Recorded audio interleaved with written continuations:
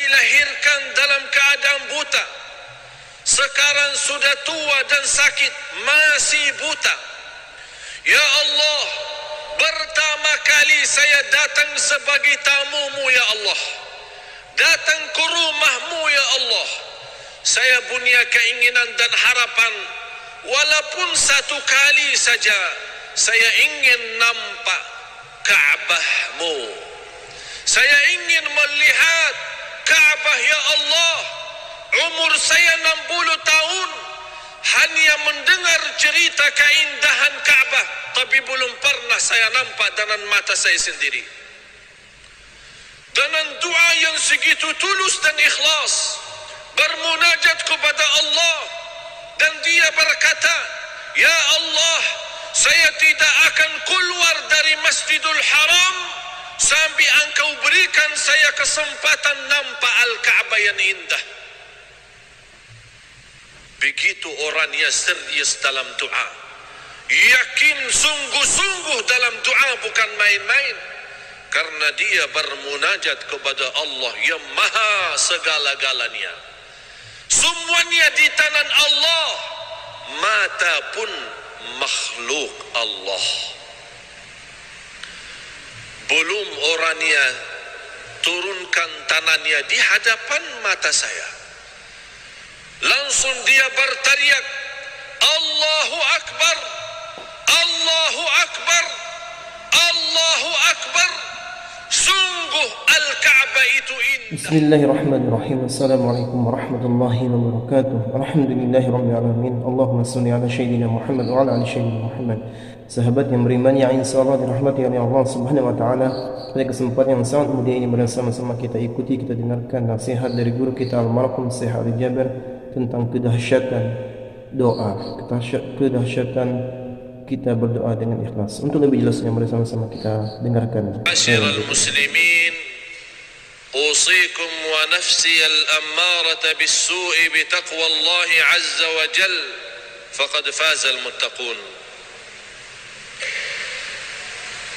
Jamaah Jumat yang dimuliakan Allah Subhanahu wa taala, senantiasa khatib Jumat mengingatkan takwa. Dan takwa itu bukan wasiat para khatib, bukan wasiat ulama, bukan wasiat para da'i, bukan wasiat para nabi, tapi takwa itu wasiatullah untuk seluruh manusia. Wasiatullah untuk para nabi dan rasul. Wasiatullah untuk orang-orang yang beriman. Dan ulama menjelaskan yang tertinggi dan terutama dalam wasiat, di antara wasiatullah yang terutama adalah wasiat taqwa. Tidak ada yang lebih tinggi daripada taqwa. Kunci rizki taqwa, kunci kebahagiaan taqwa, kunci keselamatan taqwa, kunci murah rizki taqwa, kunci ketenangan taqwa. Kunci diterima amal ibadah kita adalah taqwa. Innama yataqabbalu Allahu minal muttaqin. Sungguh Allah menerima amal-amal orang yang bertakwa. Thumma nadharu adh-dhalimin, thumma nunajji alladhina ittaqaw wa nadharu adh-dhalimina fiha jithiya. Kata Allah, kami akan selamatkan dari siksa neraka Jahannam orang-orang yang bertakwa, dan orang-orang yang berbuat kezaliman akan dikekalkan dalam neraka Jahannam. Na'udzubillah. Na'udzubillah. Ibadallah, ma'asyiral muslimin, ittaqullah, sebagaimana bersabda Rasulullah sallallahu alaihi wa ala alihi wasallam di hadis yang sahih, ittaqillaha haitsu ma kunta, taqwalah kepada Allah di mana kamu berada. Takwa itu bukan hanya di masjid, takwa itu di jalan, takwa itu di kantor, takwa itu di rumah, untuk menjaga diri dari murka Allah. Takwa itu menjalankan perintah Allah, mengikuti perintah Rasulullah sallallahu alaihi wasallam, menwujudkan dengan hakikahnya inna salati wa nusuki wa mahyaya wa mamati lillahi rabbil alamin la syarika lah wa bidzalika umirtu wa ana minal muslimin. Jamaah ma'asyiral muslimin yang dimuliakan Allah Subhanahu wa taala. Dalam kesempatan khutbah yang pertama ini saya mengingatkan satu amalan yang telah diperintahkan oleh Allah, yang diperintahkan oleh Rasulullah sallallahu alaihi wasallam. Dengan amalan itu kita boleh mendapatkan banyak manfaat, banyak rahasia, banyak guna, banyak kebahagiaan. Amalan itu adalah doa. Doa yang menjadi senjata guna banyak kebahagiaan adalah doa. Doa yang menjadi senjata bagi orang mukmin. Doa adalah berbicaraan kita bersama Allah. Doa tambat menadu kita kepada Allah. Doa tambat untuk menyelesaikan segala masalah kita. Kun fayakun. Dengan doa Allah Subhanahu wa taala selesaikan dan kabulkan hajat kita. Sahabat Rasulullah sallallahu alaihi wasallam datang bertanya Rasul, "Ya Rasulullah, arabbuna qaribun fanunajih am ba'idun fanunadih?" Apakah Allah dekat cukup kita bermunajat atau Allah jauh mesti kita panggil? Nabi Muhammad sallallahu alaihi wasallam menerima soalan dari sahabat, tidak menjawab. Turun malaikat Jibril membawa wahyu. Ayat suratul Baqarah ayat 186. Ba'da a'udzu billahi minasy syaithanir rajim. Wa idza sa'alaka 'ibadi 'anni fa inni qarib ujibu da'watad da'i idza da'an falyastajibu li wal yu'minu bi la'allahum yarshudun. Tugas para tuan-tuan jamaah sekalian, selepas Jumat silahkan buka Al-Quran, belajari ayat Al-Baqarah 186, semoga berguna bermanfaat. Di sini Allah Subhanahu wa taala menerangkan dan menjanjikan bagi orang yang selalu berdoa dengan yakin, berdoa dengan tulus dan ikhlas, akan diijabah doanya. Jamaah sekalian, kita memiliki Allah yang maha kaya, Allah yang maha adil, Allah yang maha kasih sayang. Tidak boleh kita putus asa. Terus kita istiqamah berdoa, bermunajat kepada Allah dalam segala hal, dalam keadaan sehat walafiat maupun sakit, dalam keadaan senang maupun susah, dalam keadaan upaya apapun, kita selalu tidak pernah putus doa kepada Allah Subhanahu wa taala.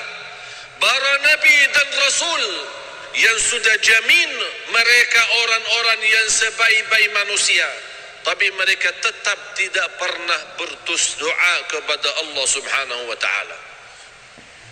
Ud'u Allah wa antum muqinun bil ijabah. Doa kepada Allah dengan keyakinan akan Allah ijabah. Ma'asyiral muslimin yang dimuliakan dirahmati Allah sekalian. Dalam kesempatan ini saya membawakan dua cerita. Tunjukkan lewat dua cerita ini keindahan doa, dan tidak ada cara yang lebih cepat mengabulkan hajat kita selainkan doa.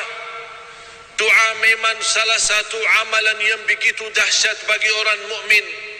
Tapi banyak umat Islam sekarang malas berdoa, malah berdoa saat dia perlu saja, saat dia lagi senang dan nikmat, tidak pernah ingat Allah. Na'udzubillahi min dzalik.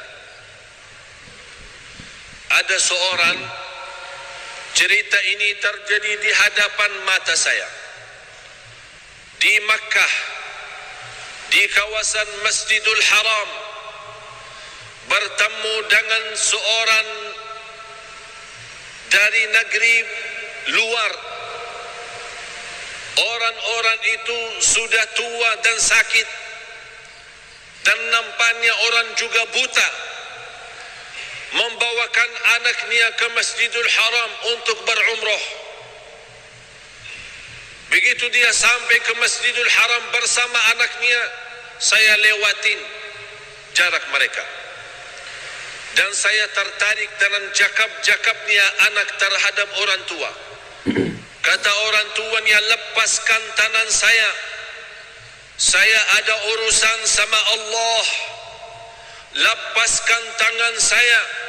Kata anaknya, wahai ayahku, bagaimana boleh saya lepaskan? Ayah saya buta, tidak boleh nampak.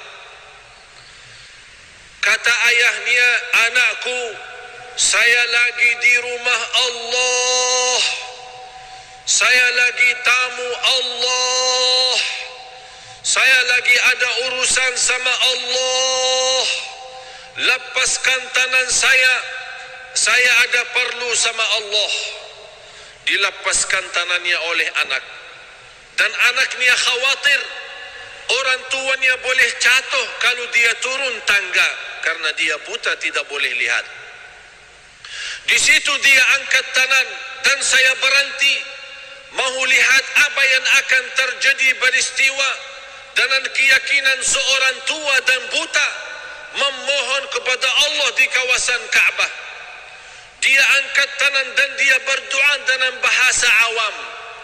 Dia berkata, ya Allah, saya dilahirkan dalam keadaan buta, sekarang sudah tua dan sakit, masih buta. Ya Allah, pertama kali saya datang sebagai tamumu ya Allah, datang ke rumahmu ya Allah. Saya punya keinginan dan harapan, walaupun satu kali saja saya ingin nampak Ka'bahmu. Saya ingin melihat Ka'bah ya Allah. Umur saya 60 tahun, hanya mendengar cerita keindahan Ka'bah, tapi belum pernah saya nampak dengan mata saya sendiri. Dengan doa yang segitu tulus dan ikhlas, bermunajat kepada Allah, dan dia berkata, ya Allah, saya tidak akan keluar dari Masjidul Haram sampai engkau berikan saya kesempatan nampak Al-Ka'bah yang indah. Begitu orangnya serius dalam doa, yakin sungguh-sungguh dalam doa, bukan main-main, karena dia bermunajat kepada Allah yang maha segala-galanya. Semuanya di tangan Allah, mata pun makhluk Allah. Belum orangnya turunkan tangannya di hadapan mata saya, langsung dia berteriak, Allahu Akbar, Allahu Akbar, Allahu Akbar. Sungguh Al-Ka'bah itu indah, sungguh Al-Ka'bah itu indah, sungguh Al-Ka'bah itu indah. Dan lagi kembalikan angkat tangannya berdoa dan bersyukur kepada Allah. 60 tahun dilahirkan dalam keadaan buta, dengan doa yang tulus dan ikhlas, Allah kabulkan doanya, dan dia boleh nampak Al-Ka'bah dengan mata sendiri. Subhanallah. Subhanallah. Dahsyat. Itulah yang kita perlu, jamaah sekalian, saat berdoa. Kita yakin selepas doa kita, hajat kita sudah dikabulkan oleh Allah. Allah Maha Raja, Allah Maha Agung, Allah Maha Kaya, Allah Maha Lembut, Allah Maha Sabur, Allah Maha segala-galanya. Di tangan Allah segala kunci dunia dan segala isinya milik Allah. Kun fayakun. Innama amruhu idza arada syai'an an yaqula lahu kun fayakun. Fasubhanalladzi biyadihi malakutu kulli syai'. Maha suci Allah di tanahnya segala sesuatu. Wa ilaihi turja'un. Dan kita sama-sama akan kembali kepada Allah Subhanahu wa ta'ala. Cerita yang kedua, seorang dokter dari negara India bernama Dr. Ishan, seorang ahli medis yang terkenal di dunia, ditugaskan oleh negara untuk menjadi pemimpin dalam rapat dan pertemuan yang dihadirkan oleh para dokter dari seluruh dunia akan datang. Begitu beliau naik satu kapal terbang menuju kota tujuan, tiba-tiba dalam penerbangan menuju kota tujuan berubah suasana menjadi banyak derasnya hujan, berubah sambil salah satu sayap pesawat itu rusak. Secara mendadak dan dalam keadaan darurat, mesti pesawat itu landing dan turun. Dr. Ishan marah dan beliau berkata, macam mana saya ditunggu-tunggu dalam pertemuan yang internasional yang begitu besar. Saya sebagai ketua dan kepala pertemuan ini mesti saya hadir. Bagaimana jalan keluarnya pesawat sudah rusak? Kata orang di airport, daripada marah sama kami, silahkan Dr. Ishan ambil satu kereta, sewa satu kereta, karena kota tujuan sangat dekat dengan airport ini, hanya perjalanan 3 jam. Dibawa oleh Dr. Ishan, sewa satu kereta, kemudian berjalan menuju kota tujuan. Di dalam perjalanan, Allah Subhanahu wa ta'ala menjadikan suasana hujan yang begitu dahsyat, sampai dia kaget dan takut, terpaksa keluar dari jalan besar menuju jalan kampung. Tersesat di dalam perjalanan, dia merasa sudah salah jalan, mau kemana lagi? Dia mencari tempat istirahat, bertemu di pinggir jalan sebuah rumah. Satu rumah nampaknya rumah orang miskin. Dia berhenti dan dia tutup pintu dan minta izin sama tuan rumah boleh masuk. Dibukakan pintu seorang ibu yang sudah tua dan sakit. Kata ibu, silahkan, sepertinya orang kamu ini orang jauh, silahkan masuk, silahkan minum dan makan. Orang Dr. Ishan masuk, kemudian dia beristirahat dan dia berfikir macam mana boleh untuk melanjut perjalanan. Sambil dia makan dan minum, dia nampak seorang ibu lagi salat, lagi berdoa. Setiap dia berdoa sebentar, nampak di samping anak itu ada seorang anak kecil.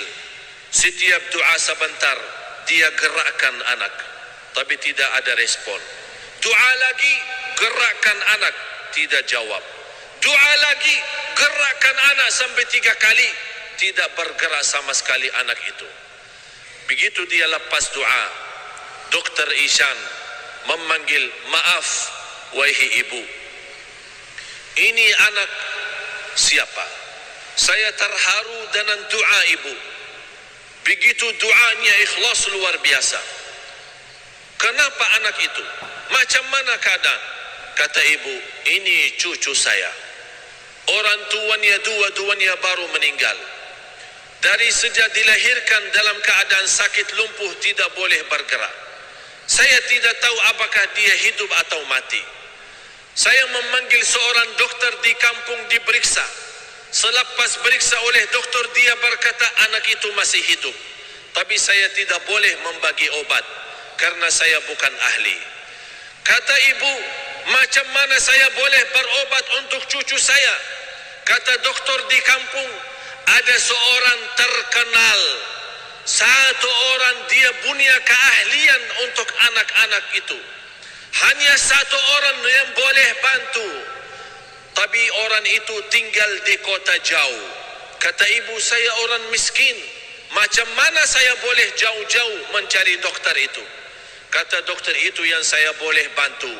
Tunggulah ada kesempatan bertemu dengan doktor Ishan itu. Apa kata ibu? Begitu ibu menceritakan, dokter kampung berkata, satu dokter yang boleh bantu namanya doktor Ishan, karena dia orang ahli untuk berobatan anak-anak. Begitu ibu menceritakan ke doktor Ishan kaget, dan dia bertakbir, dan dia berkata, ibu, saya doktor Ishan. Allah sengaja merusakkan pesawat supaya tidak boleh jauh-jauh. Allah menjadikan saya tersesat di jalan untuk menijabah doa ibu yang miskin. Allah datangkan doktor Ishan ke tempat ibu yang punya hajat, karena dia doa dengan ikhlas dan tulus. Itulah Allah. Kata doktor Ishan, demi Allah, baru kali ini saya yakin Allah punya macam cara untuk mengkabulkan doa. Allah punya macam cara untuk kabul doa. Oleh karena itu jamaah sekalian, tidak boleh putus asa saat kita berdoa, karena orang yang putus asa sudah kafir, na'udzubillah. A'udzu billahi minasy syaithanir rajim. Wa qala rabbukum ud'uni astajib lakum. Berfirman Allah, berdoalah kepadaku, aku janji akan menerima doamu. Sadaqallahul azim. Barakallahu li wa lakum fil Qur'anil azim. Wa nafa'ani wa iyyakum bima fihi min al-ayati wa dhikril hakim. Aqulu qawli hadha wa astaghfirullah li wa lakum wa lisairil muslimina wal muslimati min kulli dhanb fastaghfiruh innahu huwal ghafurur rahim. Alhamdulillahirrabbilalamin. Sahabat yang beriman, itu tadi ilmu yang disampaikan oleh guru kita, mudah-mudahan bermanfaat. Mudah-mudahan kita semua dapat istiqomah untuk berdoa. Jangan sampai kita putus asa untuk berdoa dengan penuh keikhlasan. Semoga semua doa-doa kita akan dikabulkan, akan dijabah oleh Allah Subhanahu wa taala. Amin amin ya rabbal alamin. Mungkin itu saja yang bisa saya sampaikan. Lebih kurang saya mohon maaf. Saya akhiri, wassalamualaikum warahmatullahi wabarakatuh.